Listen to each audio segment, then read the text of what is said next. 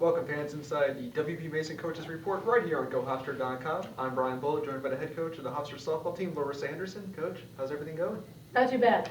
Well, a 3-2 start to the season in the FAU Kickoff Classic. Lose the first two games, come back, you win the next three. Just talk about how the weekend went. Surprisingly, it went a lot better than I expected. Pitchers, we have some work to do. Looking back to it, when a pitcher misses, it can go one of two ways. It could be dead red, and it could be a home run out of the park, or you can give up a lot of walks. And we gave up a lot of walks, which is very uncharacteristic. But if you look on the other side of it, I'd rather give up walks than home runs, since you can't defend the home run. So that's where we need to get better. Defense was a little shaky for the first time being on dirt. We need to improve on some of those fundamental plays. Very uncharacteristic of a Hofstra team to make as many errors as we did, and it's just getting those reps outside that we need. And the more we play under, the better we're going to be. But overall, really not bad. Well, you see the first career start for Madison Grimm and Jessica Peslak getting probably her most extensive action, more innings than her first two seasons combined. So just talk about maybe how they even improved from their first start to their second and third time out. And they did. They got better throughout the entire weekend. Peslak I was very, very impressed with.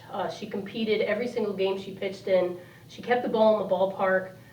She didn't give up a lot of hard hits. She kept the hitters off balance and threw to both sides of the plate. And, I was very impressed in what she did, and she rose to the occasion in the games. Madison Grimm, a freshman, and freshmen just need learning experience, being able to play at this level, and hers just consistency. And Courtney Scarpato, you talked about it before the season, how you wanted to maybe even use all three pitchers in one game. She comes in, makes 4 relief outings, including her first career save. Just talk about what she brings to the pitching staff coming out of the pen. She does, and she's so dynamically different than Peslak and Grimm. She keeps the ball down, and she's dynamically different, which is a great compliment to the other two.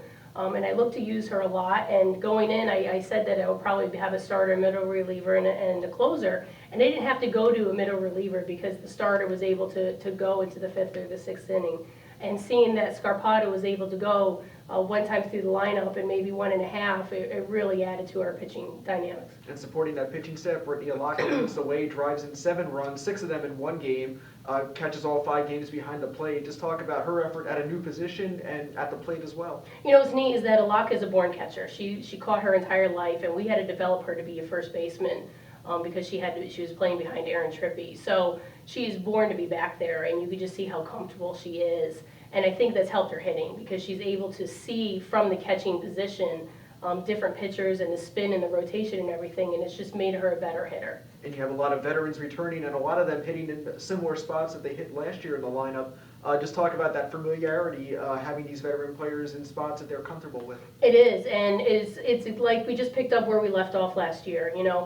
Yeah, you're experiencing being outside for the first time in the dirt, but I don't have to coach them at a level that is unfamiliar. They've been there before. They have so much experience. It takes the pressure off of our freshman pitchers and then Brittany behind the plate that they're able to go out there, and the system was absolutely perfect. There wasn't one time that someone was out of place in any situation, which probably is the hardest thing to learn. And they were just, because they've all been there before, that they knew exactly where their teammates were at all times. And you get some good contributions from your bench. Christy Sinakori comes in, does a great job, makes 3 starts.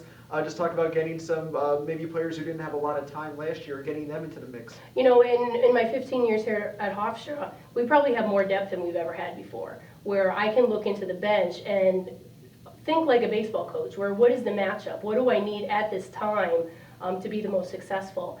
And so we have so much depth, and really I can plan according to who our opponent is, what do we need to do, which way is the wind blowing, and it just adds so much more versatility to the entire lineup. And coming up this week, you go right back down to Florida, 5 games in the Florida Gulf Coast Invitational. Just talk about taking on those another quality batch of opponents. Just talk about getting right back out there. Absolutely, and we got to keep playing, and the more we play, the better we're going to be. So we can't take any time off. We got to go right back out there, get back out on dirt, get our hitters seen live pitching. We have great teams that we're going to see. It's really a very, very good tournament and a great matchup for us. I keep saying that we have to prepare our young pitching staff, and I have to put them in situations that they have an opportunity to be successful. I can't overwhelm them and play too competitive a schedule that it's going to hold them back. I have to put them in an environment that I know that they have to reach a goal and also be successful and have that opportunity. So, granted, 4 great teams that we're going to play down there, great environment, love going to Florida Gulf Coast. They host a great tournament, so we're really looking forward to get back in on that plane. And for those, pitchers like you mentioned, that's after going through a whole offseason of practice now, that's a tough bounce back. You get 2 games, back-to-back days, and then a 5th game, usually less than 12 hours later. So just talk about that condensed schedule, getting them ready for the rest of the season. You know what day was harder was Saturday, because Friday we ended that game against Florida Atlantic so late at night, and then such a quick turnaround to play that next morning.